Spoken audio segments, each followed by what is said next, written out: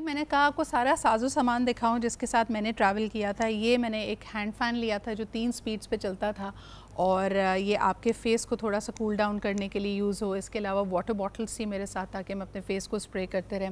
मैंने कई वीडियोज़ और वीलॉग्स ऐसे देखे थे जिसमें लोग बाकायदा ठंडी पानी की बोतल अपने सर पे उंडेल लेते थे और मैं ये सोच रही थी हमारे यहाँ तो जैसे अक्सर ये कहा जाता है ना ठंडा गर्म होना कि चिलर्स ठीक है बहुत ज़्यादा तेज़ काम नहीं कर रहे थे, लेकिन अगर आप होटल में हैं और आप नहा धो के तैयार हुए हैं हरम में जाने के लिए, आपके बाल भी गीले हैं, आपने ठंडे पानी से शावर लिया है, उसके बाद आप एक्सट्रीम हीट पे बाहर जा रहे हैं, तो ये बॉडी इस तरह के हीट चेंजेस को कैसे लेके चलती है।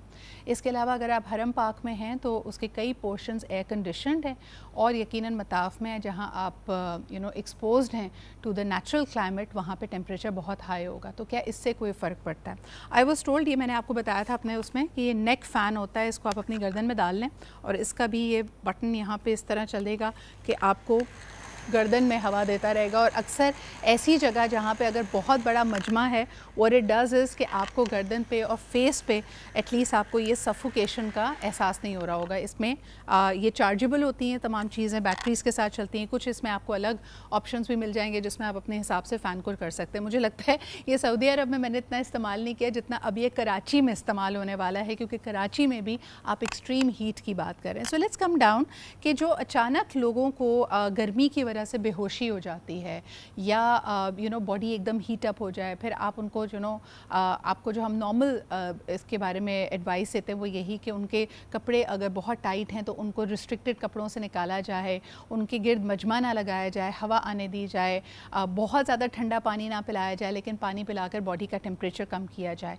इनके अलावा हम क्या चीज़ें कर सकते हैं? And why is it that so many people are dying because of extreme weathers? हमारे साथ मौजूद हैं डॉक्टर इब्राहिम यूसुफ, आइए इनसे जानते हैं। अस्सलाम वालेकुम इब्राहिम साहब। वालेकुम सलाम जी, कैसी हैं आप? मैं बिल्कुल ठीक ठाक, बहुत बहुत शुक्रिया, thank you so much for that. आज पहला शो था और मुझे ऐसा लगा कि ये थीम बड़ी रेलेवेंट है इब्राहिम साहब।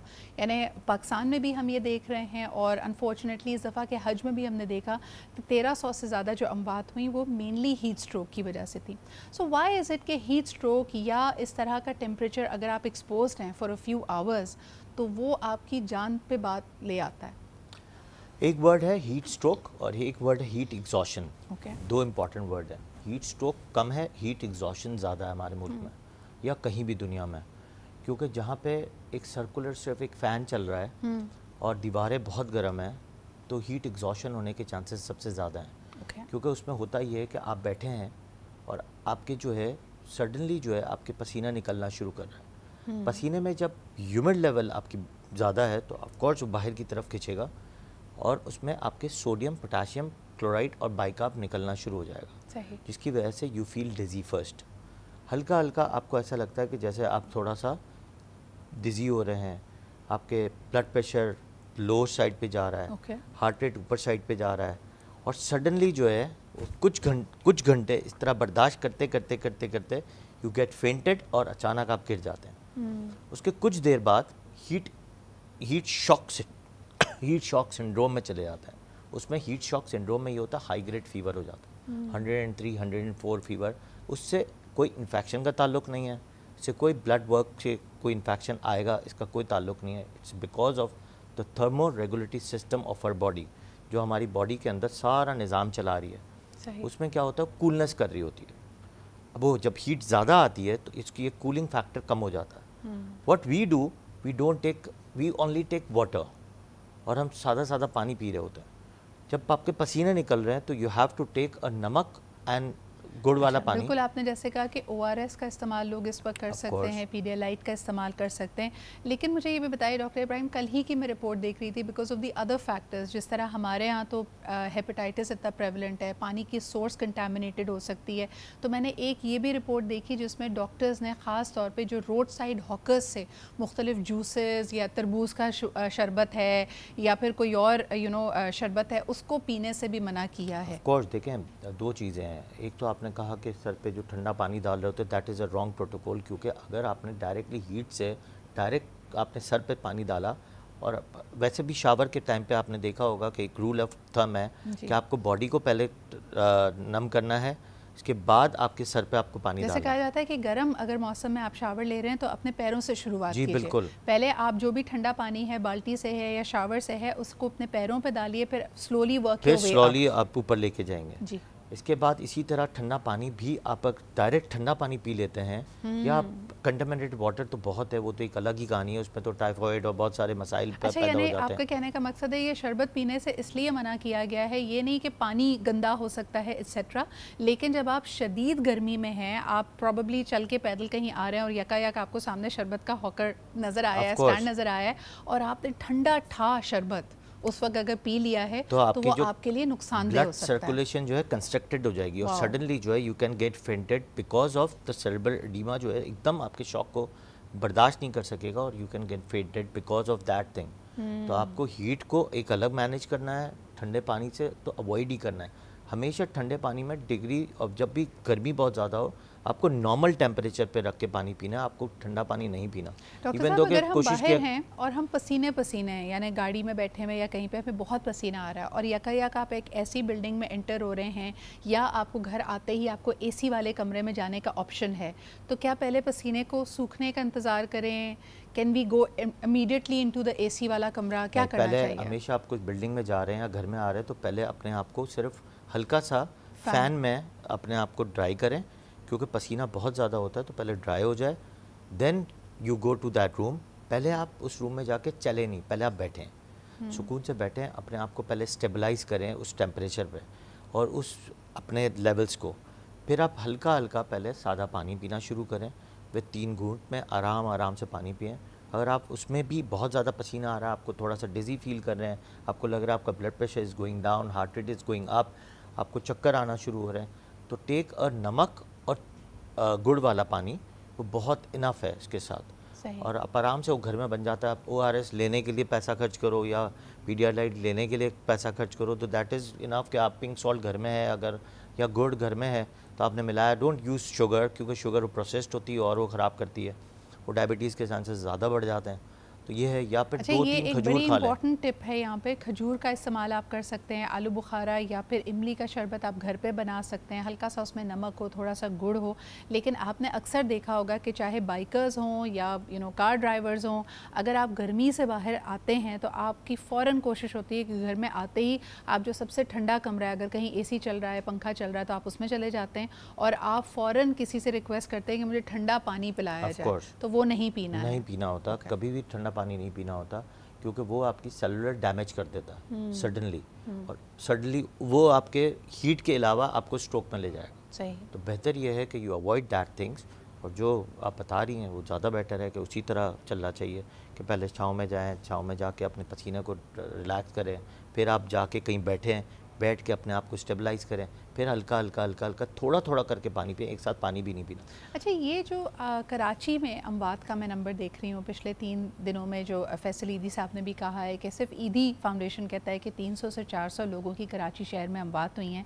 आपके एनालिसिस के मुताबिक ये प्रोलॉन्ग्ड सनलाइट एक्सपोजर की वजह से है, ये होमलेस लोग हैं, ये बाहर ज़्यादा घूमते हैं, हॉकर्स हैं, कौन लोग हैं? यानी आपकी एनालिसिस क्या कहती है? मैंने आपको पहले ही वर्ड बताया कि हीट स्ट्रोक कम अटैक करता है, हीट एग्जॉशन ज़्यादा अटैक करता है। बड़ी महफिल में बैठे हैं या घर में बैठे हैं, पंखे चल रहे हैं या पंखे नहीं, आजकल आपको पता है इलेक्ट्रिसिटी का बहुत बड़ा प्रॉब्लम है, लोग बैठे बैठे बेहोश हो जाते हैं और सडनली दे गो फेंटेड, और अचानक जो है इनके मल्टी सिस्टम ऑर्गेनिक फेलियर में जाके शटडाउन हो जाता है इनका हार्ट भी और किडनी भी, और सडनली दे कोलैप्स और within minutes, within hours they go and die. तो हमेशा अपने आप के फ्लूइड को रिप्लेस करें, क्योंकि मैंने आपको बताया जब ह्यूमिड लेवल ज़्यादा होता है तो आपका पसीना ज़्यादा खींचता है।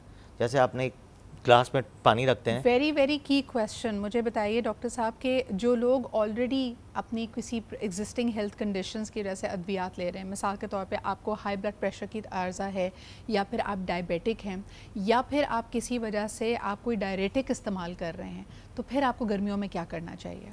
लेकिन डायरेटिक इस्तेमाल करते हैं तो आपको, अगर आप ब्लड प्रेशर का मरीज़ हैं तो ऑफकोर्स मैं आपको ये नहीं कहूँगा कि आप सोडियम का ज़्यादा इस्तेमाल कर लें, but a pinch of pink salt that cause a low blood pressure high, तो बेहतर ये है कि use pink salt instead of the दूसरा वाला सॉल्ट। सही। तो ये ज़्यादा बेटर है कि आप उसको रिप्लेसमेंट आपको करना ज़रूरी, क्योंकि आपको ये पता है कि इफ़ आपको ब्लड प्रेशर हाई है बट अभी आपको लग रहा है कि आपके पसीने ज़्यादा निकले और आपका blood pressure is going down and heart rate is going up, क्योंकि ये इन्वर्सली प्रोपोर्शनल होता है, तो आपको उसको रिप्लेस करना बहुत ज़रूरी है, बट विथ दैट सॉल्ट कि जो आपको डैमेज ना करे। पता चलेगा आपने वो वाला सॉल्ट ले लिया और वो डैमेज करना शुरू कर देगा। मैं अद्वियात का सवाल इसलिए कही थी क्योंकि कई लोग कहते हैं ना, क्योंकि मुझे ब्लड प्रेशर का आर्ज है तो मुझे गर्मी ज़्यादा लगती है, तो कई दफ़ा ये जो इंपॉर्टेंट इंडिकेटर्स होते हैं कि भाई आपकी बॉडी हीट एग्जॉस्शन में जा रही है या आपकी बॉडी अपने आप को कूल डाउन करने की कोशिश करे, आप उसको मिस कर देते हैं ये सोच के कि भाई मुझे तो वैसे ही गर्मी ज़्यादा लगती है।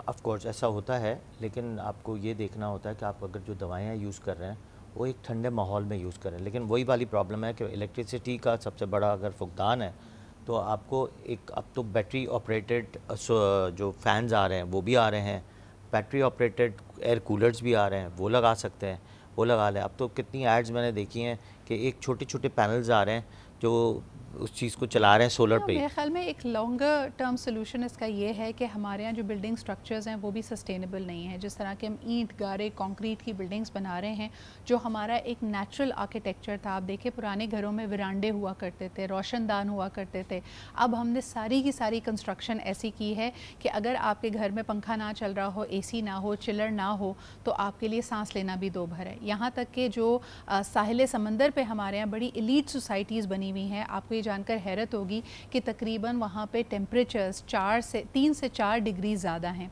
इसके अलावा सबसे ज़्यादा जो हीट इंडेक्स में हाई टेम्परेचर्स आए हैं वो गुलिस्तान जौहर में आए हैं। अगेन एन एरिया जहाँ पे कोई आपको सब्ज़ा नज़र नहीं आता, जहाँ पे दरख्त नहीं है। तो नंबर 1 येस ऑफ कोर्स ज़्यादा से ज़्यादा दरख्त उगाएं, क्योंकि ये आपकी एक ओवरऑल टेम्परेचर्स को भी मैनेज करते हैं। इसके अलावा जो ख़वातीन किचन में काम कर रही हैं, आप अपने पास एक पानी का गिलास ज़रूर रखें। बहुत ज़्यादा पसीना अगर चूल्हे के सामने आ रहा है, रोटियाँ बनाते वक्त या खाना पकाते वक्त, उसका ध्यान रखें।